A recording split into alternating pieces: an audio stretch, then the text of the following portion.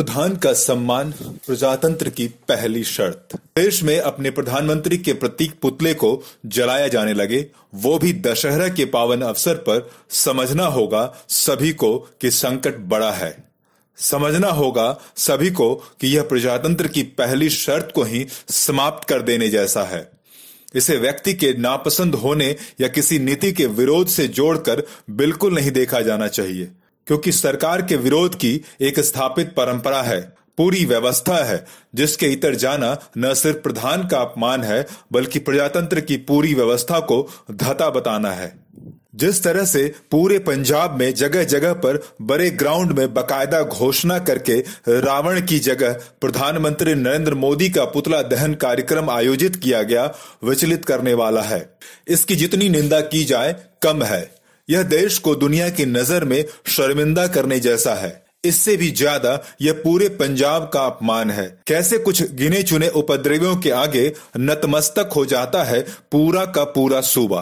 पहला विरोध तो वहीं की जनता के द्वारा होना चाहिए। कैसे वे देश ही नहीं दुनिया के सबसे लोकप्रिय नेताओं में शुमार नरेंद्र मोदी का पुतला दहन करने की छूट दे सकते हैं। प्रधानमंत्री का निर्णय पसंद नहीं आया तो चंद चरमपंथियों ने प्रधानमंत्री को ही मार दिया। इसके बाद देश ने क्या झेला सारी दुनिया ने देखा। प्रधानमंत्री देश का गौरव होता है। वह देश को किसी राजवंश की देन नहीं है। करोड़ों लोगों की चाह समेट कर ही वह प्रधान की गद्दी पर बैठा है। उसका अपमान उन करोड़ों लोगों की भावना पर लात मारने जैसा है, जिसके गंभीर परिणाम होते हैं।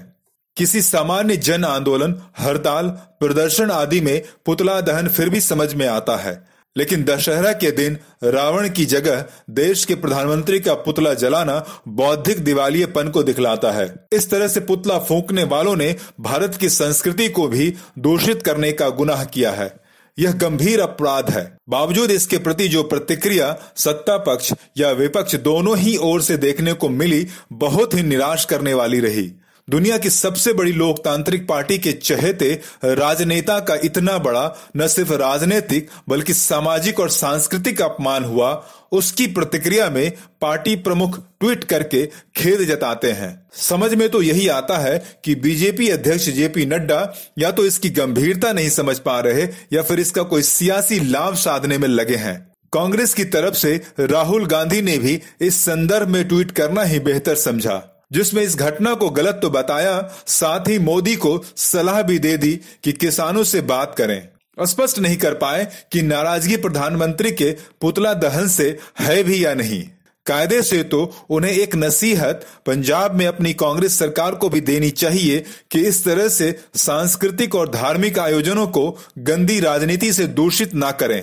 और तो और छत्तीसगढ़ के अंबिकापुर में एनएसयूआई के जिला अध्यक्ष हिमांशु जायसवाल को तुरंत देश की सबसे पुरानी पार्टी से उन्हें बाहर कर देना चाहिए, जिसने वहां भी प्रधानमंत्री का पुतला दहन आयोजित किया। वहां भी सरकार कांग्रेस की ही है। माना यह संयोग है, फिर भी इस तरह के सियासी प्रयोग से परहेज करें। इसकी आग सबको जलाने वाली है। जो भी इस प्रजातांत्रिक व्यवस्था का कर्णधार बनने का दंभ भरता है, यह किसी व्यक्ति विशेष का अपमान नहीं, यह पूरी लोकतांत्रिक परंपरा का अपमान है। यह परंपरा गलत है। इसे किसी भी तरह से इसी समय रोकना होगा।